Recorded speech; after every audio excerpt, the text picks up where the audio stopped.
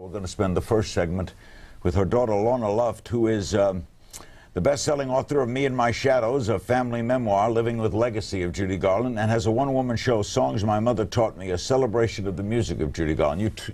You go around the country singing the songs of your mom? Yeah, it's a show that I've been doing for about 2 years, and I literally just got in from Atlantic City last night, and it's a wonderful, wonderful tribute to her music. There was a time, I remember talking to you a long time ago, you didn't sing her music much. I was too scared.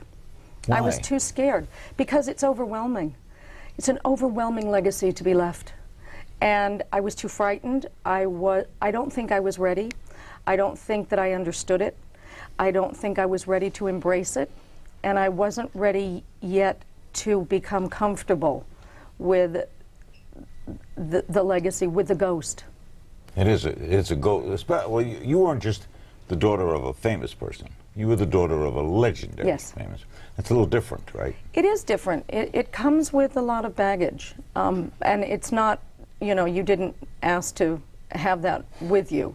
So what happens to one is that you have to learn to feel comfortable with that. And if you don't, then go into another, you know, part of the business or whatever. But it took me a long time to be friends with the ghost and to be able to say thank you. You were your mom. You were how old when your mom died? 16.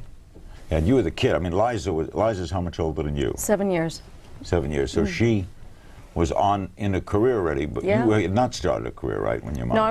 I had just done The Palace with Mama in 1968, and we had performed in the summer together, but we hadn't really, you know, it was so untimely that that's the only thing that I really sometimes I think I wish I could have had her for longer. I mean, we all do, but. Now we know she had the problems, the emotional problems, and the drugs and the drinking. What kind of mother was she? She was a very good mother. She really was. She was a very, very, very good mother. I produced a miniseries that came in #1 for the season, and I was very happy about that. And one of the reasons that I produced that is I wanted people to know that it wasn't her fault. That I know that we hate to use the word victim today, but my mom was a victim. Okay, she never had the support of a real family. She never had grounding, and she never had, you know, all of the things that we today know that you need as a child going into this business or into any business. And she never got that. Also, drug addiction wasn't even a. I mean, there were no Betty Ford centers. There was nothing. There was nothing to help her. There was nothing. We didn't have what we have today, the education, the knowledge, the facilities, and all of that. Plus the fact you have to understand the other thing. It was given by doctors. And if it's given to you by a doctor, it makes it all right. Were all prescribed medicine she was addicted all to? prescribed. So she was never into heroin or illegal? Oh, no. Those were drugs. Those were drugs. See, when they're prescribed by a doctor, it became medication. What did she die of? What was her cause of death? I think accidental. It was called accidental through overdose, right? Yeah. Where were you? I was in Los Angeles. And she was where? In London. How'd you hear? I was at a friend's house. I was at a girlfriend's house. Was she divorced from your dad? Yes. She was remarried a couple of times.